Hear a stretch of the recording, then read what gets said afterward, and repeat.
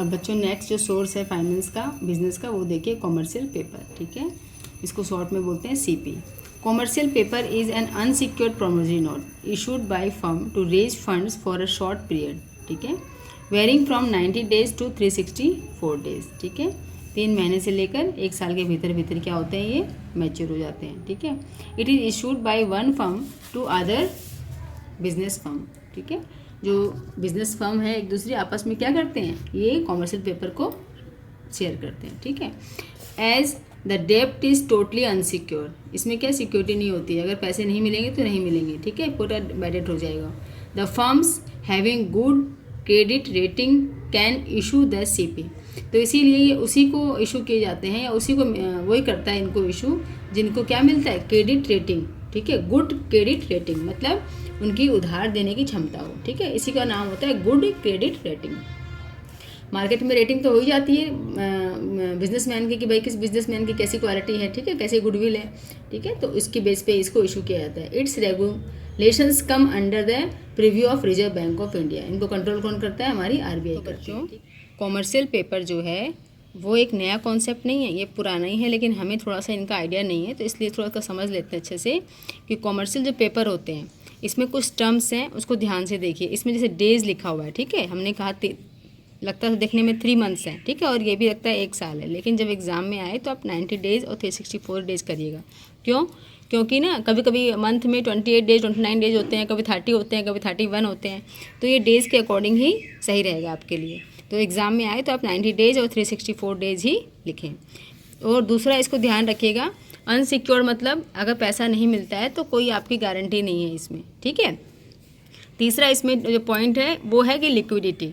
Liquidity हमने पढ़ा वो ये है कि जल्दी से ये ट्रांसफ़र होता है कैश में, ठीक है। लिक्विडिटी किस किस को बोलते हैं, जो इंस्ट्रूमेंट या जो चीज़ें जल्दी से क्या होती है, ट्रांसफ़र हो जाती है कैश में, ठीक है।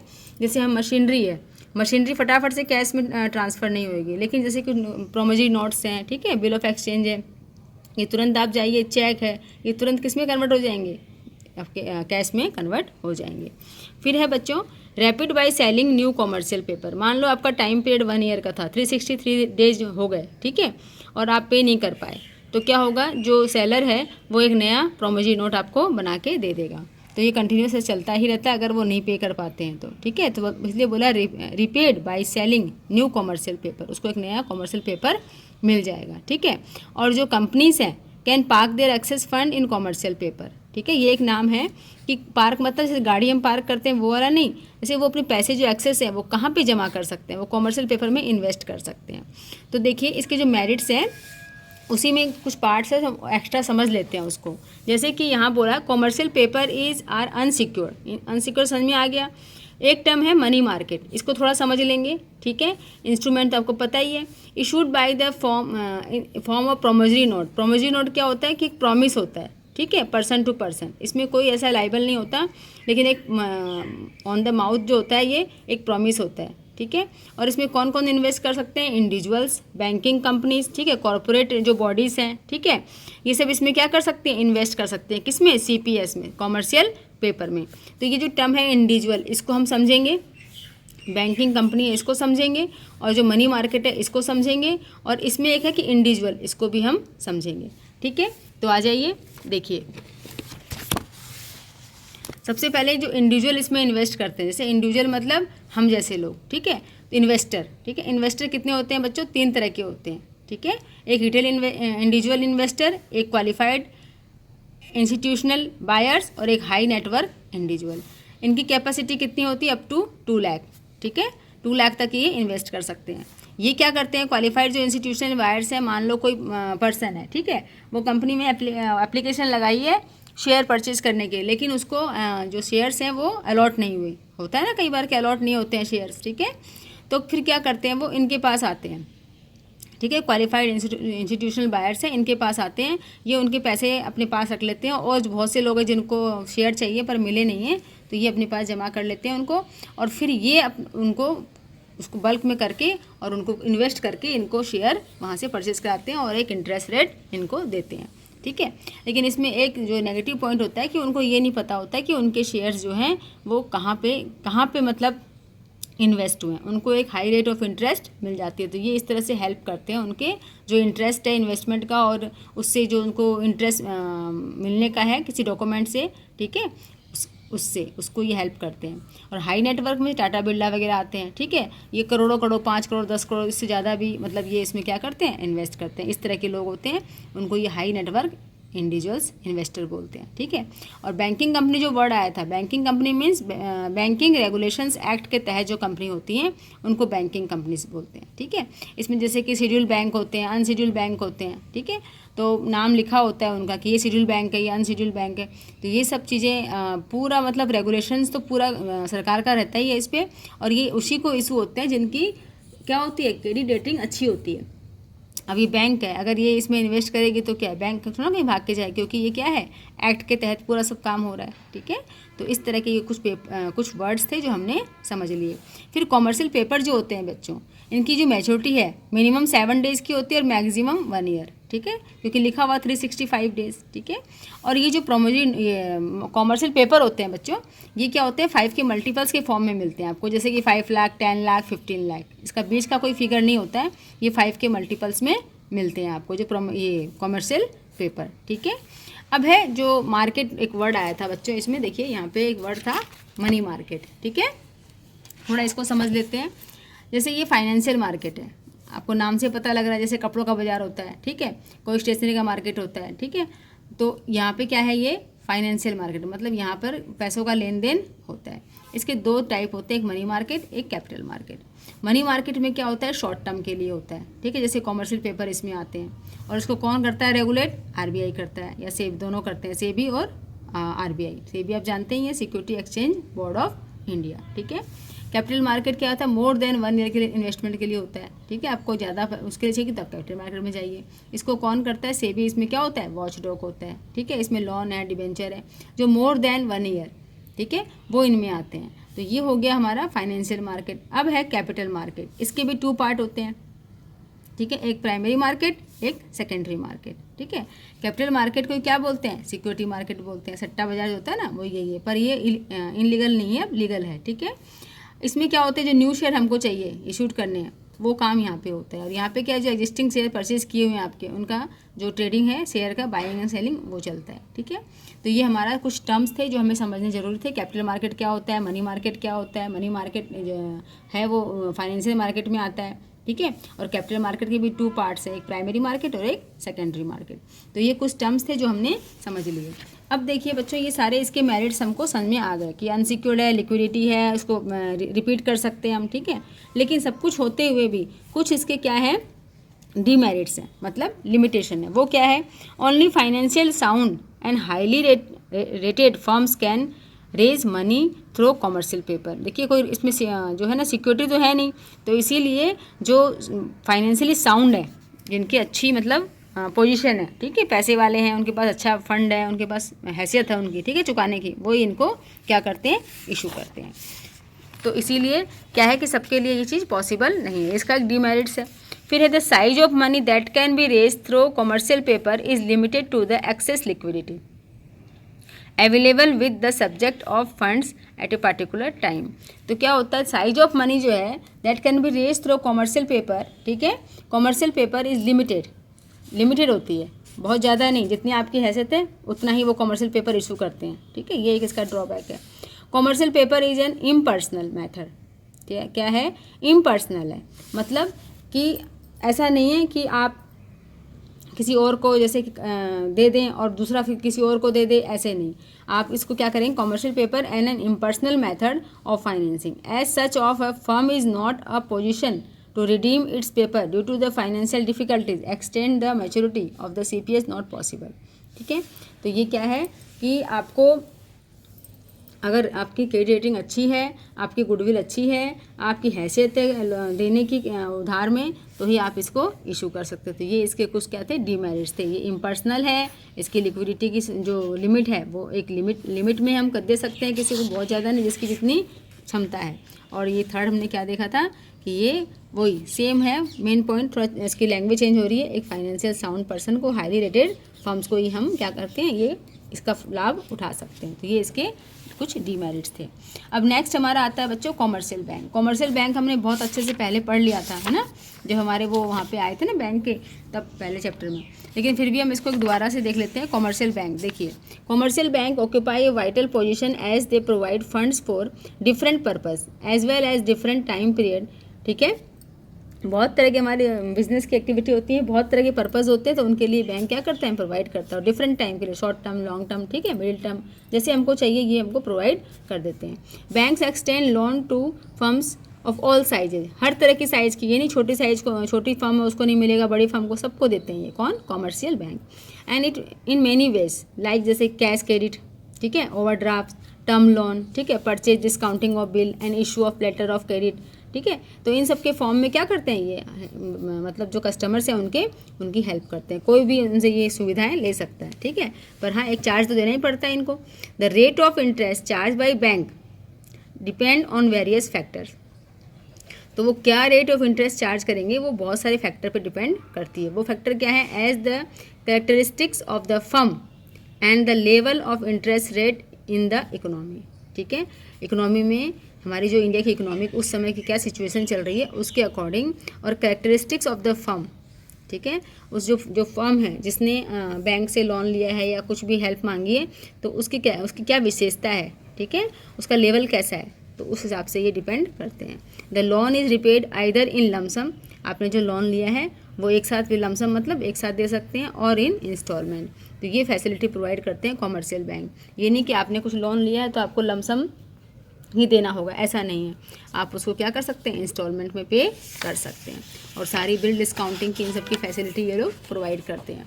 और देख लेते हैं इसको, the borrower is required to provide some securities, ठीक है, और create a charge on the assets of the firm before a loan is sanctioned by the commercial bank. आपको लोन तभी दिया जाएगा जब आपके कुछ चीज़ आपको सिक्योरिटी के रूप में बैंक को रखनी पड़ेगी। ऐसे तो आप ले लेंगे लोन और चले जाएंगे, भाग जाएंगे, तो बैंक कहाँ से करेगा, तो इसीलिए कुछ ना कुछ आपको सिक्योरिटी जो है वहाँ पे रखनी पड़ेगी किसी भी रूप में। ठीक है, चाहे आपकी प्रॉपर्टी के पेपर हो, गोल्ड हो, ठीक है, कुछ भी आपको वहाँ पे रखना पड़ेगा एज ए सिक्योरिटी। तो ये कॉमर्शियल बैंक के काम हैं। ठीक है, अब इसके कुछ मेरिट्स देख लेते हैं बच्चों। मेरिट्स क्या है, bank provide timely assistant to the business providing funds as and when needed by it. ऐसा नहीं है हमें आज ज़रूरत है, वो 10 दिन बाद, 15 दिन बाद, 20 दिन बाद, 2 महीने बाद हमको प्रोवाइड करेंगे। तो जब इसका फ़ायदा यही है कि जब हमें ज़रूरत है, व्हेन वी नीड, तो this commercial bank can arrange the funds. ठीक है, secrecy of business can be maintain. जो कॉमर्शियल बैंक होते हैं वो आपकी कुछ भी जो आपकी कुछ वो है सीक्रेट है आपके बिजनेस का, वो लीक नहीं करते हैं। ठीक है, तो secrecy of business can be maintain as the information supply to the bank by the borrower is kept confident. अगर उसने बोल दिया कि इसको कॉन्फिडेंशियल रखेगा तो वो कॉन्फिडेंशियल उसको सारे मैटर को रखते हैं। ठीक है, कि हम क्या ले रहे हैं, क्या दे रहे हैं, किसी के क्या सारी सुविधाएं वो प्रोवाइड करते हैं। ठीक है, बिल ऑफ एक्सचेंज की तो सारा उनको पता रहता है कि कैसी उनकी लिक्विडिटी है, कैसा उनका मार्केट है, ठीक है, कितनी उनकी क्षमता है, तो इन चीज़ों को वो क्या कर सकते हैं, कॉन्फिडेंशियल रख लेते हैं। कौन, कॉमर्शियल बैंक। फिर है formality such as issue of prospectus and underwriting are not required for raising loans. ठीक है, ये सारी जो फॉर्मेलिटीज़ थी क्या प्रॉस्पेक्ट्स वाले में, अंडर राइटिंग में, ये सब हमको इसमें ज़रूरत नहीं पड़ती raising a loan from a bank. This therefore is a easier source of fund. क्या है ये, ईजी सोर्स है। तो बेनिफिट क्या है, ईजी सोर्स है फंड क्रिएट करने का, कॉन्फिडेंशियल रखते हैं, और when we need the funds we can arrange the funds. ठीक है, ये इसके मेरिट्स हैं बच्चों। अब इसके कुछ डीमेरिट्स भी हैं। एक तो ये फ्लेक्सिबल भी है, देखिए एक पॉइंट और है, loan from A bank is a flexible source of finance. ठीक है, वो वैसा ही है, फ्लेक्सिबल मतलब कि आपको जब ज़रूरत है तब आपको मिल जाता है, और finance as the loan amount can be increase according to the business. ठीक है, मैंने वो तो पहले ही आ गया था कि कितना भी फंड हम ले सकते हैं, शॉर्ट टर्म के लिए, लॉन्ग टर्म के लिए। ठीक है, तो ज़्यादा कम जितना आपको चाहिए आप अपने बिजनेस के अकॉर्डिंग ले सकते हैं, लेकिन आपकी कुछ ना कुछ सिक्योरिटी वहाँ पे रखी जाएगी। लिमिटेशन देखते हैं बच्चों। Funds are generally available for the short periods and it extending और renewal is uncertain and difficult. ठीक है, funds are generally available for the short period. एक बार में तो आपको लमसम नहीं मिल जाएगा ना, तो एक बार क्या होगा, शॉर्ट पीरियड के लिए मिलेगा। फिर इट्स एक्सटेंडिंग, जो एक्सपेंशन करेंगे हम, ठीक है, और रिन्यू करते हैं तो वो क्या है, अनसर्टेन है, क्या पता ना हो आपका, क्या पता हो जाए, ठीक है। आगे के लिए आपको ना पैसे उधार दिए हैं 2 साल के लिए, ठीक है, 2 साल बाद आपको रिन्यू कराना है या एक्सटेंड करवाना है, तो क्या उसकी क्या तो प्रोसेस डिफिकल्ट है या फिर अनसर्टेन है, हो ना हो पैसे होंगे बैंक के पास तो आपको दे देंगे, ठीक है। Banks make detail investigation of the companies affairs, financial structure etcetera and may also ask for security of the assets, ठीक है। वो तो पहले ही पता था, सिक्योरिटी आपकी कुछ ना कुछ एसेट्स की वहाँ पे आपको रखनी पड़ेगी, और सारी जो आपकी कंपनी की जो है अफेयर्स हैं उनको वो क्या करेंगे, पूरा वेरिफिकेशन करेंगे, इन्वेस्टिगेशंस करेंगे। तो इसका लिमिटेशन क्या है, एक इन्वेस्टिगेशन वगैरह के और सिक्योरिटी के बाद ही आपको लोन मिलेगा।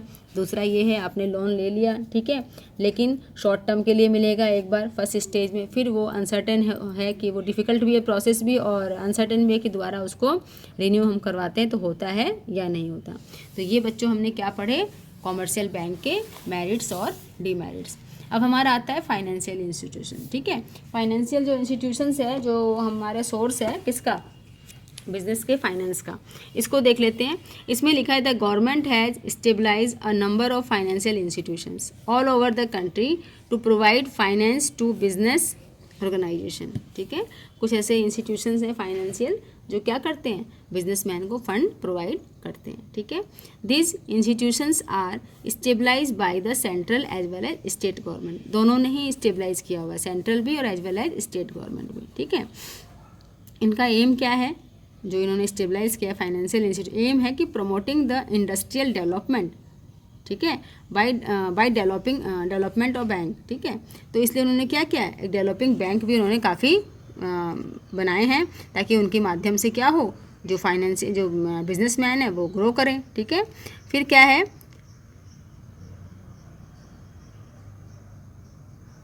मार्केट सर्वे है, टेक्निकल असिस्टेंस है, एसेट्रा, जो है बहुत सारी चीज़ होती हैं, उनके लिए क्या होता है, हमें फ़ंड की ज़रूरत पड़ती है। तो इसीलिए इन चीज़ों को हमारी सरकार है, सेंट्रल गवर्नमेंट और स्टेट गवर्नमेंट दोनों ने ही इसको प्रमोट किया है कि आप इंडस्ट्रियल डेवलपमेंट के लिए बाय डेवलपिंग द बैंक, क्योंकि मार्केट सर्वे करना होता है, ठीक है, टेक्निकल असिस्टेंस भी चाहिए हमको, इन सब के लिए भी क्या चाहिए, फ़ंड चाहिए, ठीक है। तो इसीलिए ये जो इंस्टीट्यूशंस हैं वो हमको फंड प्रोवाइड करती हैं, हमको मतलब बिजनेसमैन को, ठीक है। इसके मेरिट्स देख लेते हैं।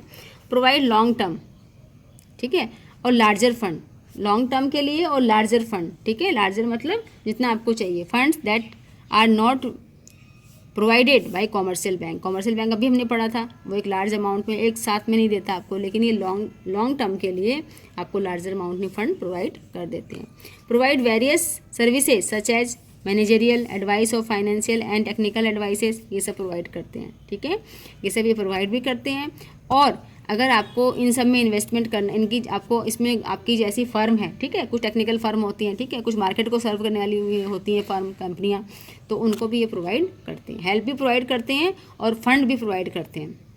अगर इसके रिगार्डिंग कुछ उनको हेल्प चाहिए तो वो भी प्रोवाइड करते हैं, और इस काम को करने के लिए उनको फ़ंड चाहिए, ये काम तो ऐसे फ्री में तो होगा नहीं, ठीक है, टेक्निकल हमको असिस्टेंट चाहिए वगैरह, तो इसके लिए फ़ंड चाहिए उनको। अगर कोई बड़ी कंपनी है, मल्टीनेशनल कंपनी है और उनका यही काम है, तो क्या होगा, उनको हेल्प चाहिए, तो ये कौन देंगे, फाइनेंशियल इंस्टीट्यूशन। फिर है increase the goodwill of the borrowing company, ठीक है, इन द कैपिटल मार्केट, ये क्या करते हैं कि आपकी गुडविल अच्छी बना के रखते हैं, कहाँ पे, कैपिटल मार्केट, अभी हमने पढ़ा था कैपिटल मार्केट के बारे में, ठीक है। तो increase the goodwill of the borrowing company, जिस कंपनी ने लिया है हमसे उधार, ठीक है, इन द कैपिटल मार्केट, मतलब, और ये रिपेमेंट जो है वो इजी इंस्टॉलमेंट में भी हम कर सकते हैं, ये भी इसका एक बेनिफिट है, ठीक है। तो ये सारे क्या है, इसके मेरिट्स हैं। अब मेरिट्स तो हैं लेकिन कुछ डीमेरिट्स भी हैं, उनको भी देख लेते हैं। वो क्या है, a rigid criteria is followed to grant loan, जब लोन जो है सैंक्शन होता है तो उसकी एक प्रोसेस है, ठीक है, इसीलिए वो क्या है, रिजिड है, वो करना ही पड़ेगा आपको, मतलब बिल्कुल फिक्स है, उसकी आप उसके बियॉन्ड आप कुछ भी नहीं कर सकते, ठीक है। आपको लंबा अमाउंट मिलेगा तो नेचुरली है, प्रोसेस तो उसकी लेंदी होगी, सारी चीज़ आपको फॉलो करने पड़ेंगे, उनके रूल्स रेगुलेशन, ठीक है। फिर बोला है सेकंड है, too many legal formalities to follow make it a lengthy process, ये हमने यहीं डिस्कस कर लिया था कि लेंदी प्रोसेस है, ठीक है, टाइम कंज्यूमिंग है, एक्सपेंसिव भी है, कई तरह की फॉर्मेलिटीज़ करनी पड़ती है, तो क्या है, एक्सपेंसिव है। तो बच्चों अपना क्या हो गया, ये जो सोर्सेज थे हमारे बिजनेस फाइनेंस के बहुत सारे, इसमें हमारा फाइनेंशियल इंस्टीट्यूशन आ गया, कॉमर्शियल पेपर आ गए, कॉमर्शियल बैंक आ गए, ठीक है, ट्रेड क्रेडिट आ गई थी, फिर उसके बाद हमने पब्लिक डिपॉजिट देखा था, डिबेंचर, शेयर्स, प्रेफरेंस शेयर, ठीक है। तो ये सारे हमारे क्या थे, एक सोर्स थे फंड को क्रिएट करने के, ठीक है। तो आपको कौन सा सोर्स अच्छा लगता है, वो बिजनेसमैन ही उसको देख के अपनी जो उसकी अकॉर्डिंग, उसका पर्पस क्या है, उसका बिजनेस का टाइप क्या है, उसके अकॉर्डिंग वो उसको चूज़ करता है। अब इसी चैप्टर का हमारा नेक्स्ट टॉपिक है, वो है इंटरनेशनल फाइनेंसिंग, ठीक है। अभी तक जो हमने सोर्स पढ़े वो क्या थे, इंडिया के थे, ठीक है, सराउंडिंग द हमारी जो कंट्री है उसके इर्द गिर्द ही हम अपना क्या कर सकते थे, फाइनेंस को रेज कर सकते थे, फंड को क्रिएट कर सकते थे बिजनेस की पर्पस से, ठीक है। अभी ये क्या है, ग्लोबल कैपिटल मार्केट है। आप अपना जो फंड है बिजनेस के लिए, जो मल्टीनेशनल्स कंपनियां हैं वो क्या करती हैं कि आपका जो फाइनेंस चाहिए आपके बिजनेस के लिए, वो खाली इंडिया तक, एक कंट्री तक सीमित नहीं है। आप जो बाहर की कंट्री हैं, विदेशी कंपनी हैं, उनसे भी आप क्या कर सकते हैं, फंड क्रिएट कर सकते हैं। सबसे पहले उसमें आता है कॉमर्शियल बैंक्स, ठीक है। ये क्या करती हैं, these banks act all over the world, extend foreign currency, ठीक है, लोन फॉर बिजनेस पर्पस, ठीक है। ये क्या करती हैं कि जो फॉरेन करेंसी हैं उनमें जिसको जैसी करेंसी चाहिए, किसी को इंडियन करेंसी चाहिए, किसी को फॉरेन चाहिए, तो उनको क्या करती हैं, extend foreign currency loan for business purpose के लिए। इसमें किसका नाम आता है सबसे ज़्यादा, स्टैंडर्ड चार्टर्ड, आपने नाम सुना होगा। ये क्या है बच्चों, स्टैंडर्ड चार्टर्ड जो है as a major source of foreign currency loan, ठीक है, टू द इंडियन इंडस्ट्री। जो हमारी इंडियन इंडस्ट्री है उनको क्या करते हैं, फॉरेन से क्या करते हैं, फंड प्रोवाइड करवाते हैं। जो विदेशी कंपनियां हैं उनको कन्वर्ट करके उनकी जो क्या होती है, मनी होती है ना, तो उसको अपनी मनी में चेंज करके करेंसी को और फिर प्रोवाइड करवाते हैं। कौन है, कॉमर्शियल बैंक, ठीक है। नेक्स्ट पॉइंट है international agencies and development bank. नाम से ही पता लग रहा है डेवलपिंग बैंक्स हैं ये। तो only they provide medium to long term. ये क्या करती हैं, मीडियम और लॉन्ग टर्म, शॉर्ट टर्म का कोई इसमें चांस नहीं है। दे provide medium and long term loan for the development of economically backward areas of the world, ठीक है। जिस संसार, हमारी जो दुनिया है पूरी वर्ल्ड है, ठीक है, वर्ल्ड इकोनॉमिक में जो देश, जो स्टेट क्या है, बैकवर्ड हैं एरिया में, ठीक है, for the development of the economically backward areas, उनके लिए ये काम करते हैं, ठीक है। जैसे साउथ अफ्रीका था, पहले क्या था, बहुत बैकवर्ड में, जो उसकी इकोनॉमी थी बैकवर्ड में थी, तो इस तरह के बैंकों ने उनको सपोर्ट किया, आज वो सही रन कर रहा है, ठीक है। These are set up by the government of various developed country. जो डेवलप्ड कंट्री हो गई हैं, एक तो होता है डेवलपिंग, एक होता है डेवलप्ड। तो हमारी कंट्री कैसी है, डेवलपिंग कंट्री है, ठीक है, और डेवलप मतलब जो डेवलप हो चुकी है, अमेरिका जैसी, ठीक है। तो these are set up by the government of various developed countries. ये सारा अरेंजमेंट कौन करता है, डेवलप्ड कंट्रीज करती हैं। फॉर एग्जांपल जैसे एक्जिम बैंक्स है, ठीक है, इंटरनेशनल फाइनेंस कॉरपोरेशंस हैं, ठीक है, एशियन डेवलपमेंट बैंक है। तो ये सब इन चीज़ों की सुविधाएं हमको प्रोवाइड करती हैं। अब है बच्चों इंटरनेशनल कैपिटल मार्केट, ठीक है। इंटरनेशनल कैपिटल मार्केट हमने तो पढ़ा था कैपिटल मार्केट सिंपल, अभी है इंटरनेशनल।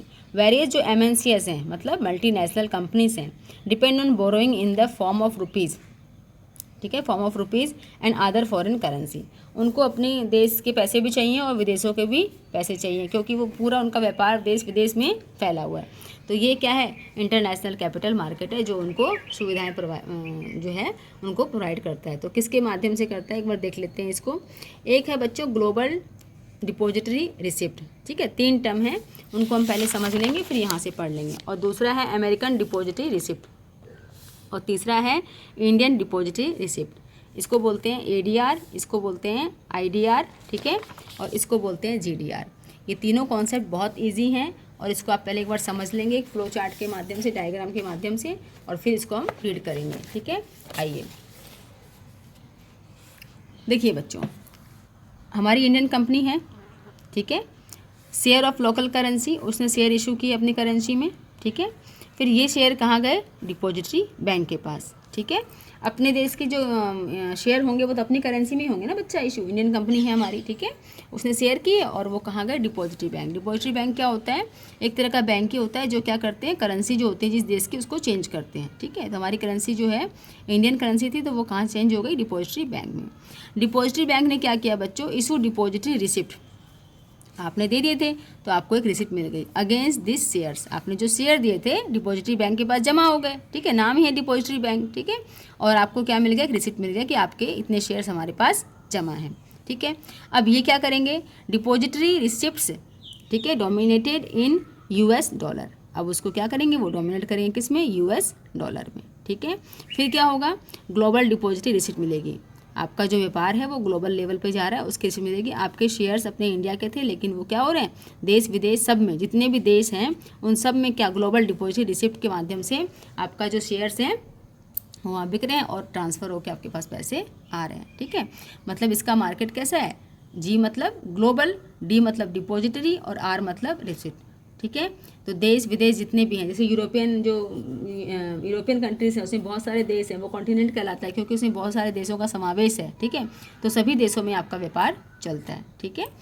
फिर दूसरा टर्म्स है ADR। ADR सेम है, वही इंडियन कंपनी है, ठीक है, वही शेयर्स ऑफ लोकल करेंसी आपकी है, आपने डिपॉजिटरी के पास गई, ठीक है।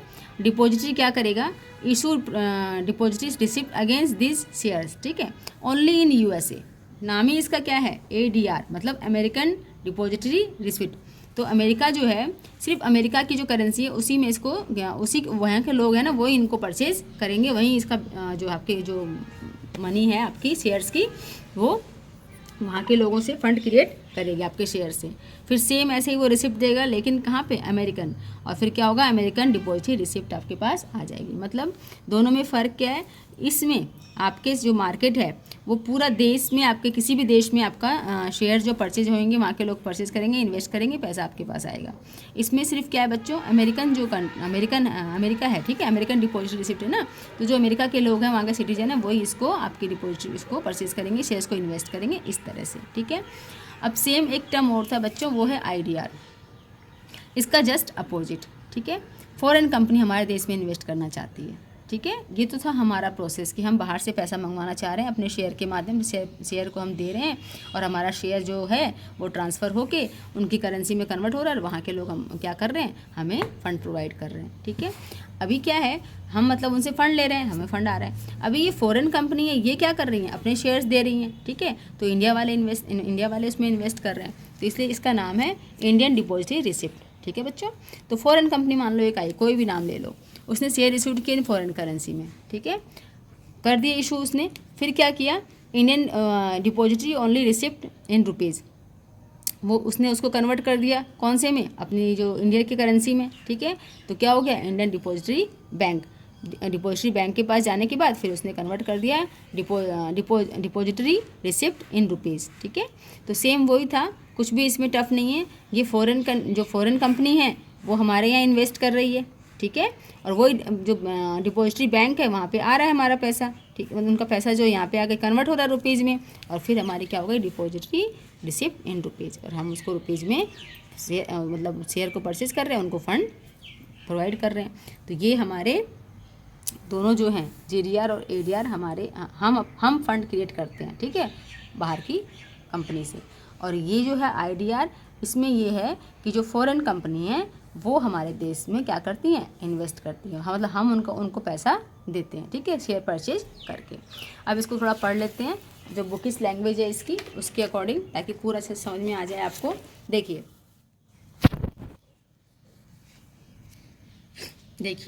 अब इसको बुक की लैंग्वेज में जो हम लिखा है नोट्स उसको पढ़ लेते हैं। GDR, और GDR is a negotiable instrument. Negotiable आपको पता ही होगा, नेगोशिएबल इंस्ट्रूमेंट का मतलब होता है जो इंस्ट्रूमेंट इजीली ट्रांसफ़र हो जाते हैं, मैंने आपको दिया, आपने किसी और को दिया, ठीक है, इस तरह से। तो ये क्या है, GDR क्या है, नेगोशिएबल इंस्ट्रूमेंट है, that can be treated freely in various foreign capital market, ठीक है। मैंने किसी और को दिया, किसी और ने किसी को दिया, तो ये क्या है, फ्रीली क्या है, ट्रेड होता है, ट्रेडेड मतलब व्यापार होता है, बाइंग एंड सेलिंग का, ठीक है, कहाँ पे, फॉरेन कैपिटल मार्केट में, ठीक है। These are issued by Indian companies, ये कौन इशू करता है बच्चों, हमारी इंडिया कंपनी, ठीक है, to raise funds from abroad, abroad से हम फंड रेज कर रहे हैं। And can also be traded on foreign stock exchange, ठीक है, जैसे हमारा सेबी है यहाँ पे, वैसे ही वहाँ भी फॉरेन स्टॉक एक्सचेंज मार्केट है, वहाँ से क्या करते हैं बच्चों, अब्रॉड से ट्रांसफ़र करते हैं, शेयर्स का लेन देन करते हैं। The local currency shares of the company are delivered to the depository bank, ठीक है, हमारे पढ़ा था हमने उस फ्लो चार्ट के माध्यम से कि हमारे जो शेयर्स है वो कहाँ जमा हो जाएंगे, डिपॉजिटरी बैंक में। The depository bank issued depository receipt against this shares, ठीक है, हमको शेयर्स उसको रिसिप्ट मिल जाएगी हमको, ठीक है। सच डिपॉजिटरी रिसिप्ट्स है, ठीक है, डोमिनेटेड इन यूएसए डॉलर, ठीक है, तो वो किस में डोमिनेट होगी, यूएस डॉलर में, आर नॉन एज क्या, as global depository receipt. The holder of GDR do not carry any voting right. देखिए जब हम शेयर्स परचेज करते हैं, ठीक है, इक्विटी शेयर, प्रेफरेंस शेयर, तो हम जो इक्विटी शेयर होल्डर होते हैं उनको क्या मिलता है, वोटिंग राइट मिलता है, तो इनको डिविडेंड अच्छा मिलेगा, इनको सब कुछ मिलेगा, लेकिन इनको वोटिंग राइट नहीं होता है, ठीक है, वोटिंग राइट उनको नहीं मिलता है। But only dividend and capital appreciations, capital appreciation, ठीक है बच्चों, ये कैपिटल तो आप जानते ही हो जो आपने इन्वेस्ट किया है, ठीक है। एप्रिशिएशन का मतलब क्या हुआ, मान लो आपने जब परचेज़ किया था आपके शेयर्स के दाम 10 रुपये थे, लेकिन अभी आपके शेयर्स के दाम 100 रुपये हो गए, ठीक है, तो ये जो 90 रुपीज़ का आपका एप्रिशिएशन है कैपिटल पे वो भी आपको मिलेगा, लेकिन एक ही इसमें वो है कि आपको वोटिंग राइट नहीं है। फिर है many Indian company such as, ठीक है, मेनी इंडियन कंपनी सच है, जैसे कि इन्फोसिस है, रिलायंस है, ठीक है, विप्रो है, ICICI है, have raise money through issued of GDR। ये सब क्या करते हैं, मनी को रेज करते हैं, किसके थ्रू, GDR के थ्रू। मुझे लग रहा है आपको बहुत अच्छे समझ में ये कॉन्सेप्ट आ गया होगा, ये इंपॉर्टेंट टॉपिक है, इसका 4 मार्क्स के क्वेश्चंस एग्जाम में आते ही हैं, ठीक है, चाहे वो शॉर्ट नोट्स में आए चाहे किसी भी रूप में आए। फिर है अमेरिकन डेवलपमेंट रिसिप्ट, इसको पढ़ लेते हैं एक बार। देखिए the depository receipt issued by the company in the USA, ठीक है, इसमें USA का नाम आएगा, आर नोन एज ADR, ठीक है, हमको किससे मिलती है रिसिप्ट, USA से, क्योंकि वहीं के लोग इसको परचेज करते हैं। ADR are bought and sold, purchase भी वही करते हैं, सोल्ड भी, इन अमेरिकन मार्केट्स, ठीक है, ये अमेरिकन मार्केट तक ही लिमिटेड है, लाइक रेगुलर स्टॉक, ठीक है, it is similar to a GDR, बिल्कुल सिमिलर है, except that it can be issued only to the American citizen, सारा बताया था मैंने आपको, and can be listed and traded on the stock exchange of USA, वहीं पे इसका सारा काम होता है, कहाँ पे, जो USA है, यूनाइटेड स्टेट ऑफ अमेरिका, ठीक है, तो इसको वहाँ पे इसका पूरा ट्रीटमेंट होता है, मतलब वहीं तक लिमिटेड है, ठीक है, अमेरिका तक ही। फिर है लास्ट था IDR are issued to Indian resident only, ठीक है, and can be traded only to Indian stock exchange, ठीक है, इंडियन इसमें होगा कि बाहर के लोग हमको इन्वेस्ट करने के लिए बोल रहे हैं, तो हमारे इंडिया में ही होगा स्टॉक एक्सचेंज में। It is dominated in Indian rupees, किस में होगा बेटा, ये हमारे इंडियन रुपीज़ में, क्योंकि हम पैसे दे रहे हैं तो हमारी करेंसी में देंगे। तो ये 3 कॉन्सेप्ट आपको समझ में आए कि नहीं आए, मुझे कमेंट करके बताइए कितना समझ में आया आपको इसमें, ठीक है ना। चलिए अब हमारा एक लास्ट टॉपिक रह गया है इस चैप्टर का, उसको और देख लेते हैं, है ना। इंटरनेशनल फाइनेंसिंग हो गई, हमारे सारे पॉइंट हो गए, ठीक है। अब जो है एक लास्ट इसका एक पॉइंट समझ के फिर हम दूसरे में चलते हैं। इसका एक और है बेटा फॉरेन करेंसी कन्वर्टेबल, ठीक है, बॉन्ड्स। तो इसमें क्या है, इसमें क्या होता है, देखिए, foreign currency convertible bond are equity linked डेब्ट security that are to be converted into equity और depository receipts after a specific period. नाम से देखिए आपको पता, फॉरेन करेंसी कन्वर्टेबल, ये एक तरह के बॉन्ड होते हैं, ठीक है।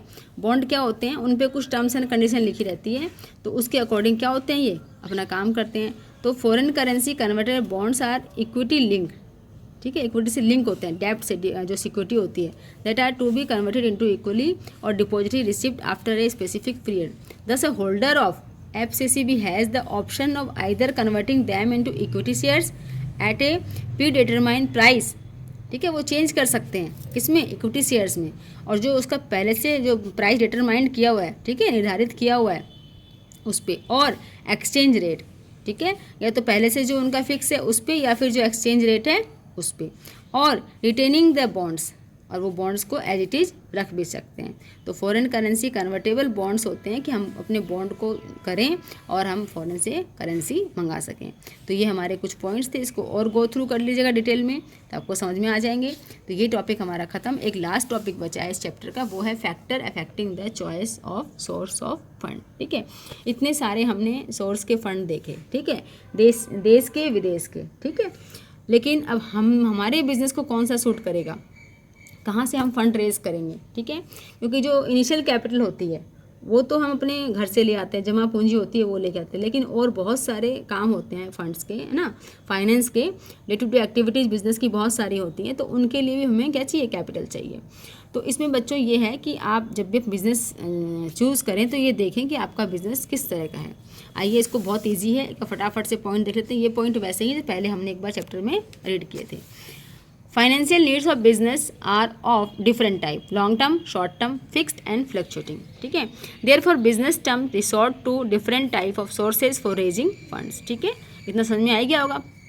शॉर्ट टर्म ले सकते हैं, लॉन्ग टर्म ले सकते हैं। Short term borrowing offer the benefit of reducing cost due to reduction of idle capital, ठीक है। तो शॉर्ट टर्म के अलग फ़ायदे हैं और लॉन्ग टर्म के भी अलग फ़ायदे हैं। रिडक्शन ऑफ आइडल कैपिटल, अगर हम शॉर्ट टर्म के लेते हैं तो हमारे आइडल मतलब बेकार पड़ी हुई कैपिटल, हमने ले तो लिया लेकिन कैपिटल का यूज ही नहीं आ रहा है हमारा, तो क्या हो रहा है, इंटरेस्ट देना पड़ रहा है।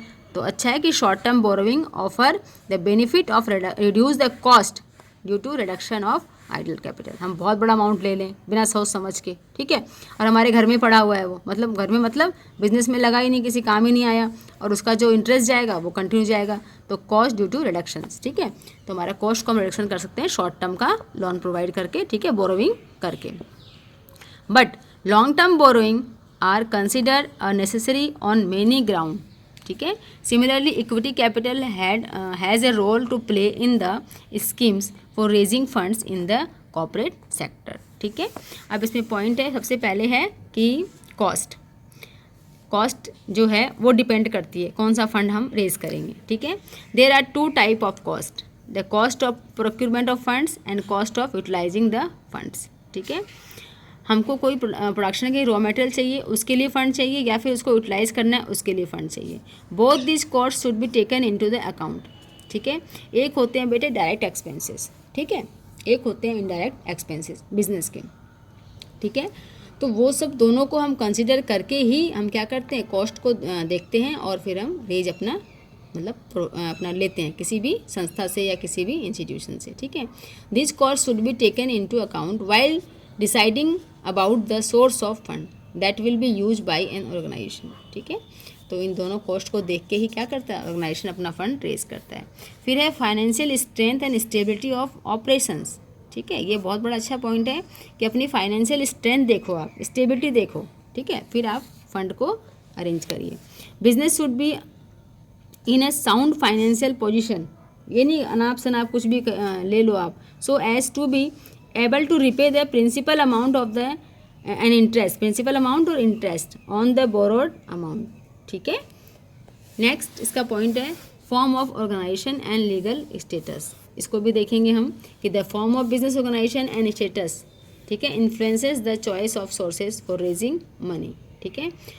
पार्टनरशिप जो है firm, a partnership firm for example can not raise money by the issue of equity shares, ठीक है। पार्टनरशिप जो फर्म है वो इक्विटी शेयर रेज नहीं कर सकती है, ये जो कंपनी ही करती है, ठीक है। As this can be issued only by the joint stock company. तो फॉर्म ऑफ ऑर्गेनाइजेशन आपको देखना पड़ेगा कि आपका जो बिजनेस का फॉर्म है, हमने पढ़ा था ना पार्टनरशिप, कोऑपरेटिव और कंपनी, तो आप मान लो आपको फंड रेज करना है तो इक्विटी शेयर आपके लिए बेकार है। डिबेंचर पार्टनरशिप फर्म में और सोल पार्टनरशिप आपका अगर फर्म है तो आप डिबेंचर वाला ऑप्शन आपका फाइनेंस को क्रिएट करने का, ठीक है, प्रेफरेंस शेयर्स का, ठीक है, इन सबको आप अप्लाई नहीं कर सकते। तो आपको देखना होगा कि मेरा बिजनेस किस टाइप का है, ठीक है। पर्पज़ एंड टाइम पीरियड, किस टाइम पीरियड के लिए हम उसको ले रहे हैं, ठीक है, वो भी ध्यान होना चाहिए, पर्पज़ क्या है। Business should plan according to the time period for which the funds are required. और short term need for example can be made through borrowing funds. हमको शॉर्ट टर्म के लिए कुछ चाहिए, ठीक है, मैंने तो हम क्या कर लें, अपने फ्रेंडों से आसपास बोरोइंग कर लें, ठीक है, at low rate of interest. तो क्या होगा, लो रेट ऑफ इंटरेस्ट से मिल जाएगा। थ्रू ट्रेड क्रेडिट, ठीक है। और क्या होता है, या फिर उधार में कर लें, अगर शॉर्ट टर्म की आपको ज़रूरत है तो आप 2 महीने 3 महीने का उधार से कर लें, ठीक है। कॉमर्शियल पेपर है, इनसे कर लें, etcetera. For long term finance source such as issue of shares debentures are more appropriate. और लॉन्ग टर्म के लिए कौन से हैं, ये सब जो ये बताएं हैं सोर्सेज, डिबेंचर्स और इशू, ये फ़ायदेमंद है। शॉर्ट टर्म के लिए क्या है, बोरोइंग कर लें किसी से, ठीक है, रेट कम रेट में, ठीक है, इंटरेस्ट रेट में, या फिर ट्रेड क्रेडिट कर लें, ठीक है, या फिर कॉमर्शियल पेपर वगैरह ये सब इशू कर लें, ठीक है। तो इस तरह की आप चीज़ों को ध्यान रखें। और क्या है देखो बच्चों, for example long term business expansion plan should not be financed by a bank overdraft which will be required to be repaid in the short term. देखिए, आप अगर ओवरड्राफ्ट की फैसिलिटी से अपना बिजनेस को बढ़ाना चाहते हैं बच्चों, तो क्या होगा कि आप नहीं कर सकते, क्योंकि बैंक ओवरड्राफ्ट की जो फैसिलिटी देता है बैंक आपको, कि आपके बैंक में अकाउंट में पैसे नहीं हैं, लेकिन आप चेक इशू कर रहे हो तो बाउंस नहीं हो रहा है, आपका वो पेमेंट कर रहा है बैंक, आपके कस्टमर को बैंक जो है पेमेंट कर रहा है, ठीक है, लेकिन एक शॉर्ट टाइम के लिए कर रहा है, आपको रिपेड करना होगा। तो इसीलिए ये वाली चीज़ों, सब चीज़ों को ध्यान रख के हमको काम करना पड़ता है, ठीक है। रिस्क प्रोफाइल, ठीक है, equity as the share capital as to be repaid only at the time of winding up and dividends need not be paid if no profit available, ठीक है। तो रिस्क प्रोफाइल भी देखो कि कौन से फंड में ज़्यादा रिस्क है। आप ओवरड्राफ्ट ले रहे हो, कोई फ़ायदा नहीं है, लेकिन इक्विटी शेयर में क्या है, एक ये फ़ायदा है कि आपको उसके अमाउंट कब देना होगा, at a time of winding up the company, ठीक है। और डिविडेंड भी ज़रूरी नहीं है अगर प्रॉफिट नहीं हो रहा है कंपनी में, ठीक है। फिर है कंट्रोल। कंट्रोल में क्या है, पर्टिकुलर सोर्स ऑफ फंड में affect the control and power of the owners on the management of the firm, ठीक है। तो ऐसा सोर्स लें जिसके ऊपर हमारा कंट्रोल हो, ठीक है। Issue of equity shares may mean dilution of the control, ठीक है। हम ऐसा कुछ ना करें, ऐसा कोई, जैसे हमारा बिजनेस, सपोज करिए हमारा बिजनेस है और हम ऐसे लोगों से इस टर्म्स पे अपना पैसा क्रिएट कर रहे हैं, मनी जो है वो ले रहे हैं कि तुम मेरे बिजनेस में क्या करो, कंट्रोल करो, मतलब मैनेजमेंट देखो, तो क्या होगा, आपका रोल तो कम हो जाएगा। जिस आपका जो पर्पज़ है, जो आपका विजन्स है आपके बिज़नेस को लेके, जिस तरह से आप जाना चाहते हो, जिस प्रोसेस को अप्लाई करना चाहते हो, तो फिर क्या होगा, जो आप जिससे पैसे लिए हैं, पैसे लेने के चक्कर में आपका मैनेजमेंट क्या होगा, आपके बिज़नेस का डिस्टर्ब होगा, क्योंकि अब वो उसमें उसका रोल रहेगा और उसकी थिंकिंग और आपकी थिंकिंग मैच करे ना करे कोई ज़रूरी नहीं है। तो अपना कंट्रोल भी देखिए कि मुझे अपना कंट्रोल तो नहीं खोना। ऐसी ही हम जगह से फंड लें जहाँ मेरा कंट्रोल ख़त्म ना हो अपने बिजनेस के ऊपर, ठीक है बच्चों। इसलिए बोला है इशू ऑफ इक्विटी शेयर में mean dilute of the control. अगर आप इक्विटी शेयर इशू करेंगे तो आपका कंट्रोल तो ख़त्म हो ही जाएगा। For example, as equity share holder enjoy voting rights, तो वोटिंग राइट्स उनको मिलेगा।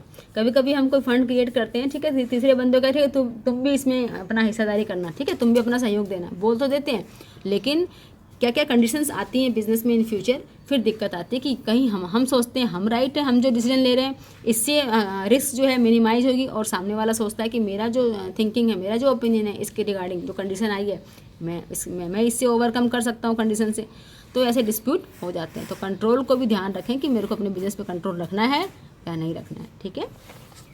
इफेक्ट ऑन क्रेडिट वर्थनेस, ये भी इफेक्ट करता है कि आपकी क्रेडिट वर्थनेस कितनी है, ठीक है, आपकी क्षमता कितनी है, मतलब इसका हिंदी में है कि आपकी उधार देने लेने की क्षमता कितनी है, ठीक है। The dependence of the business on certain sources may affect its credit worthiness in the market.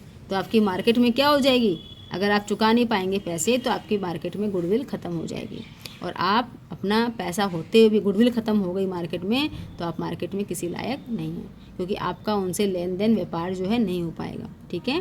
तो आपकी क्रेडिट वर्दीनेस ही पता होनी चाहिए, नहीं अनाप शनाप आप कहीं से कुछ भी ले लें और फिर मार्केट वाले आपके पास लेने आए, ठीक है, और आपकी इमेज खराब हो। For example, issue of security debenture may effect the interest of unsecured creditors of the company and may adversely affect their willingness to extend further loans, ठीक है। अगर एक बार आपने सही समय पे सही पेमेंट नहीं किया, जो सिक्योर डिबेंचर्स वगैरह हैं, इस तरह के जो सिक्योरिटी वाले जो होते हैं, ठीक है, फंड्स क्रिएट करने वाले, तो इसमें अगर आपने टाइमली पेमेंट नहीं किया तो क्या हो जाएगा, willingness to extend further loan as credit of the company. लोग आगे से आपको फर्दर पेमेंट नहीं करेंगे, आपके इन्वेस्ट नहीं करेंगे, ठीक है। फ्लेक्सिबिलिटी एंड सीज, देखिए फ्लेक्सिबल भी होना चाहिए वो, जिससे आप जो फंड क्रिएट करेंगे, ठीक है, और क्या होना चाहिए, इजी भी होना चाहिए। बोला अनदर इस aspect affecting the choice of the source of finance is the flexibility in सेस of obtaining funds, restrictive provisions, delayed investigation and documentation in case of borrowing from banks and financial institution, for example, may be reason that a business organization may not prefer it। ठीक है, बहुत तरह की जो formality होती है financial institution से पैसे लेने में, ठीक है, कॉमर्शियल बैंक से लेने में डॉक्यूमेंट्स वगैरह जो है रिव्यू कराने पड़ते हैं, तो इससे क्या होता है, वो उसको प्रेफर नहीं करते। बिजनेसमैन इतना टाइम तो इन सब में कंज्यूम कर देंगे, बाकी सब चीज़ें कब होंगी, ठीक है, तो ये सब चीज़ें भी दिमाग में रखी जाती है। कब, तो इसलिए इसको बोला है factor affecting the choice of source of fund, ठीक है। लास्ट है tax benefit. Tax benefit, tax benefit को भी ध्यान रखना चाहिए आपको। कैसे, देखिए वेरियस सोर्स में be weighed in terms of their tax benefit. For example, while the dividend on preference share is not tax deductible. हमने पढ़ा था प्रेफरेंस शेयर में भी, अगर आप प्रेफरेंस शेयर होल्डर वैसे तो क्या कहलाते हैं, मालिक ही कहलाते हैं वो भी, ठीक है, इक्विटी शेयर होल्डर के बाद उनका ही नाम आता है, ठीक है, लेकिन जब हम इनको इंटरेस्ट देते हैं तो वो टैक्स में डिडक्टिबल नहीं होता एज ए इंटरेस्ट पेड, ठीक है, ऑन लेकिन साथ ही साथ interest paid on debenture and loan इस टैक्स डिडक्टिबल। ये क्या खर्चा शो होता है हमारा, जो इंटरेस्ट है किस पे, डिबेंचर पे, और जो हम लोन ले रहे हैं उस पर, तो हमें क्या होती है, छूट मिल जाती है, हम क्या एक्सपेंडिचर उसको दिखा सकते हैं अपने टैक्स प्रोफाइल में, ठीक है। May therefore be preferred by organization seeking tax advantage, तो टैक्स एडवांटेज भी मिले हमको, फ्लेक्सिबल भी हो, ठीक है, और हमारी क्रेडिट वॉर्डनेस भी डिफेक्ट ना हो, हमारा कंट्रोल भी रहे, ठीक है, पर्पज़ और टाइम हमारा बिल्कुल फिक्स हो कि हमारा क्या पर्पज़ है बिज़नेस का, किस टाइम तक हमको ये चीज़ चाहिए, ठीक है, रिस्क प्रोफाइल है, इन सब चीज़ों को फैक्टर को ध्यान में रख के ही एक जो बिजनेसमैन है, मल्टीनेशनल कंपनीज हैं या कोई फर्म है, वो क्या करती हैं, अपने बिजनेस को अफेक्ट करती हैं। वैसे ये पूरा जो चैप्टर था वो अपनी मल्टीनेशनल कंपनियाँ हैं, जॉइंट स्टॉक कंपनी, इनको लेके ही पूरा बेस था, ठीक है बच्चों। तो ये चैप्टर हमारा यहाँ ख़त्म हुआ। इसमें जो भी डाउट आप प्लीज़ इसमें से आप मुझे बताएं और कमेंट करके मैं उसको ज़रूर सॉल्व करूँगी। Thank you for watching.